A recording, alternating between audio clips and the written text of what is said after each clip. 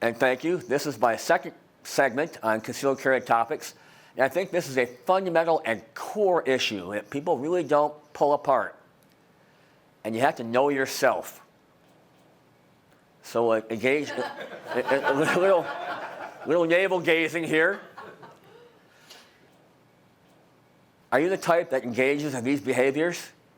Drinking to excess, commenting on behavior, gets into fights? Do you point at people, which is actually a very rude behavior? Do you take offense easily? Do you honk at lights? Do you get emotionally involved? Do you overshare information? Here's an example. Are you the type that engages in this kind of behavior? Well, there can be consequences for that. For instance, commenting on people in public, on their behavior. It starts when the woman in camouflage cuts in line. Then she overhears a man on his cell phone complaining about her. And flies into a rage.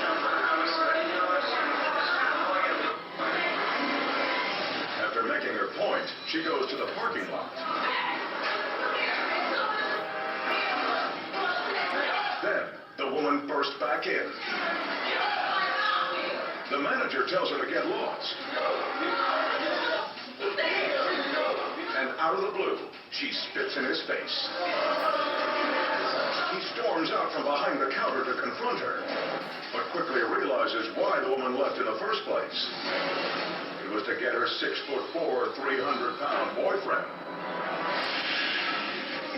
He's a convicted drug dealer who has served hard time. Emboldened, the girlfriend turns back to the guy on the phone and smacks him in the head.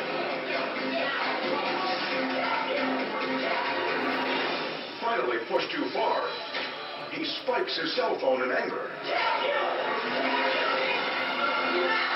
He should have called for help. Puts his head down and gets sucker punched.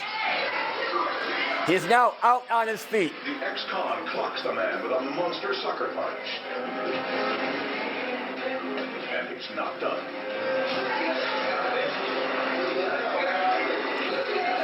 Notice the bystander effect. He smashes the helpless man 7 times, finally knocking him out cold. The other patrons stand by, paralyzed with fear. So that was another early morning hours in a Chicago pizzeria. I would hazard to guess what the blood alcohol content average was in that room at that time. And you just had a public comment that someone took grave affront to. And that's all it took. Later on, we'll talk about the juice having to be worth the squeeze. Are you also the sort that overshares information? I saw a car the other day with every gun manufacturer known to man labels slapped on the back. And then I see other cars just festooned with political labels. And I understand you want to rep your clan and whatnot, but those gun stickers for the savvy criminal, if they have to pick a car to break into thinking they're going to score, that would be a prime indicator. Do you think you're a sheepdog? As much as I hate that term, I'll use it. Well, then you can't really have chihuahua skills. For instance, this case took place out in the West Coast. You had an emotionally disturbed man who was haranguing 2 young girls. 3 gentlemen decided to intervene on their behalf. Like, my good sir, surely you are of the same sort that we. This is unacceptable behavior. In less time than it took me to tell you the story, he pulled a knife out and killed 2 of them. Grievously wounded the 3rd. One of the greatest mistakes that we can make is to project our morals, ethics, and values onto someone else.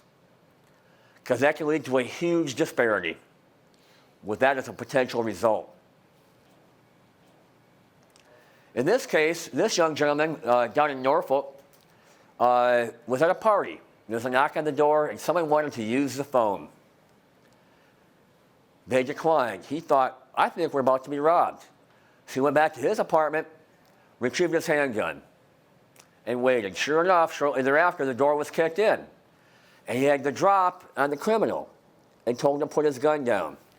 Action, reaction. Well, his action was, and he gut shot that young man, and he died in front of his friends. Are you a high responder? I'll be talking about this later on in the third-party intervention segment, but some people are just hardwired to get involved. Well, underdog can go to prison too. In this particular case, this gentleman was walking in downtown Philly, encountered a couple that was having an argument, decided to intervene. That was his charge sheet. He has now subsequently been found guilty of murder in the second degree and several other charges. He will be sentenced in January of 2019.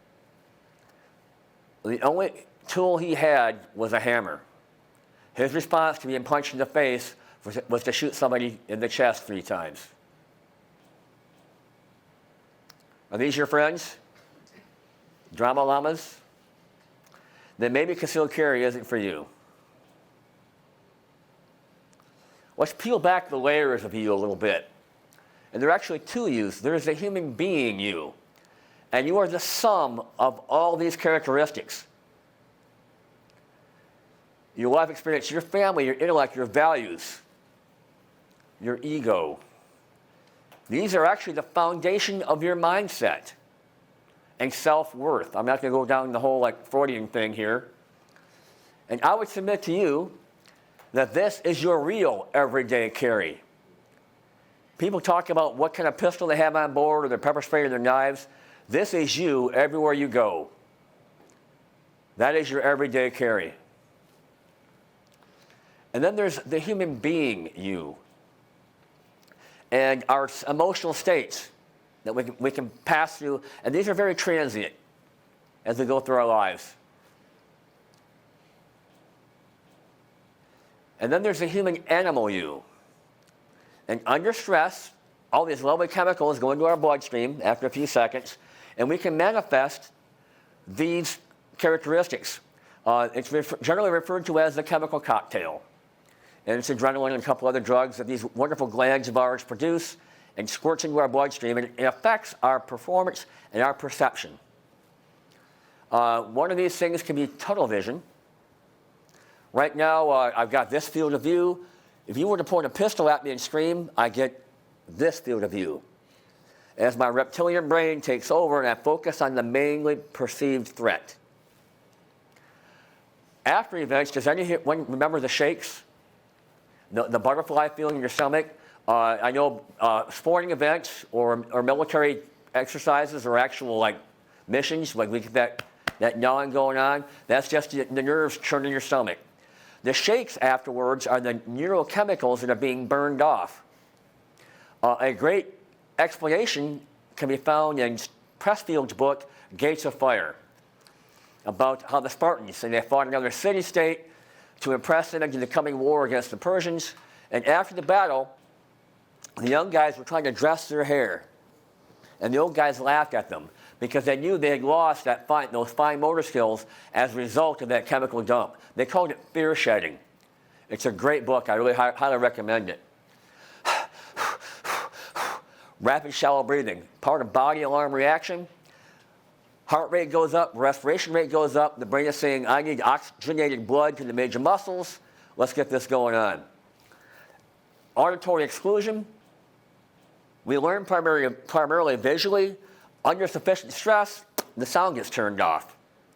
And then finally, there's a phenomenon, some people refer to it, what they call it tachypsychia. Some people don't believe it exists. I believe it does, where things just kind of slow down. You ever, just before a car accident, things kind of slow down, then bam, things catch up? That is what's happening being written to your short-term memory as you're taking things on board. Now, I've experienced all of these in some form or fashion.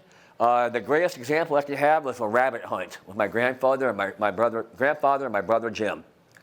And I had the Savage Stevens single-shot 20-gauge with the hammer on it. And we were out, and Daisy Mae, the Wonder Beagle, was running a bunny rabbit. And I came over a small hill, and there was a bunny trail. And presently, Peter Cottontail came down the bunny trail, and I locked eyes on my mortal enemy. Things slowed down. I looked to the right, ensuring my grandfather and brother were out of the line of fire, cocked the shotgun, brought it up, put the bead on the bunny rabbit, stroked the trigger. The gun recoiled. There was no noise. I didn't hear anything. The bunny dumps. I immediately do a combat reload because sometimes they charge when they're wounded. I safed the shotgun. My grandfather came up, knocked it over the head, made sure it was dead, and put it in the back of the game pouch. And I was the third generation to have worn that jacket and provided for the family.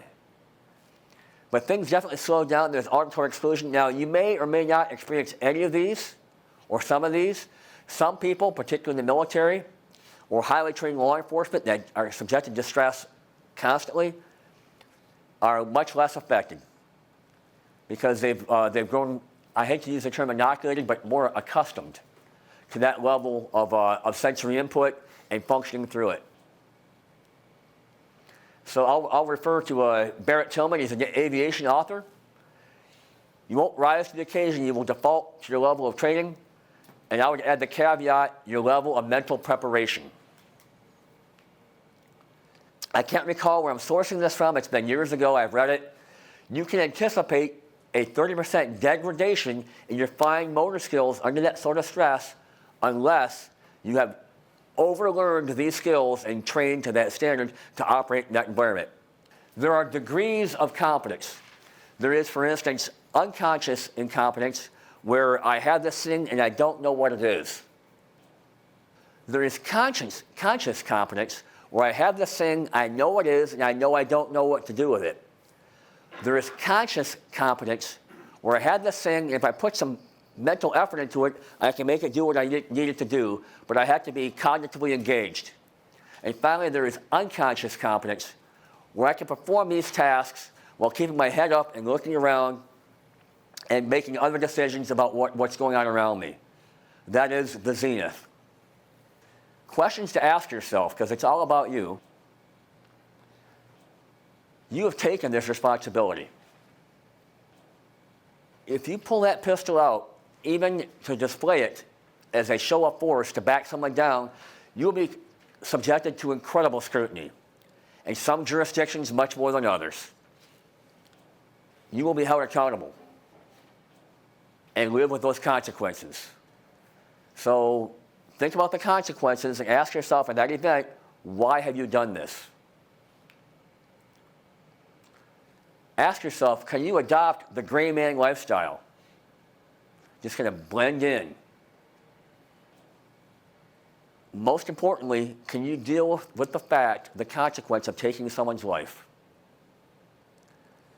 I'm helping a man right now who was involved in a self-defense shooting, a Christian man, and it is gnawing on him. He was absolutely justified, no bill by grand jury, but he's having a hard time with it. Can you act decisively based upon reason and the circumstance, not ego? And again, I will default to the parking spot dispute. Can you keep your wits about you in an evolving situation? Later on, I'll talk about circumstances where active shooter and 2 citizens got involved. Can you forgive yourself when you fall short and embrace your humanity? That's a hard thing for me. I have like a cat o' nine tails as I hold myself to a standard. And most importantly, can you be completely honest with your skills and who you are put into that circumstance? Ask yourself, what will you do if you see someone being robbed? An animal being abused? A child? Or a woman? Are you going to get involved? If you're challenged, hey, what are you doing here? Or threatened, back up, or I'm going to mess you up. You see people screaming past you on the street. That might be an indicator. Watching a street fight, for me in Old Town Alexandria, that's a great pastime. Watching young bucks beat each other up. And what if you face stressful ambiguity? Say we're on a sidewalk and 3 gentlemen are walking towards you and they fan out. may be an indicator of something that's profoundly bad. Have you established boundaries and decision points? Later on, I'll be going through those topics to give you some guidance and things to think about as you do that. The appropriate mindset and then the skills required to enforce them, or to enforce that boundary and those decision points. And have you pressure tested your skills in a stressful environment, preferably force on force or a very good class? Ask yourself, what triggers you? And we all have triggers. Is it conflict, humiliation, surprise, insult? What sets you off? Where are your switches and buttons? And what can you do to protect them from people switching them and pushing your buttons for response? And yes, that is an Apollo capsule from back in the day. Can you commit, and do you know what that means, to training yourself? And then training your family. How are they going to act if you're out with your family, wife and kids, significant other, friends, and there's an incident? Can they move to cover themselves? Can they support the main effort? There's a class I host on that exact topic from John Johnston and Melody Lauer, Armed Parent. Can you spend the time and effort and money? And importantly, can you risk losing friends over this? A dear friend of mine committed to this lifestyle and consequently has lost friends. That concludes this segment. I look forward to your comments below in the YouTubes. Thank you very much.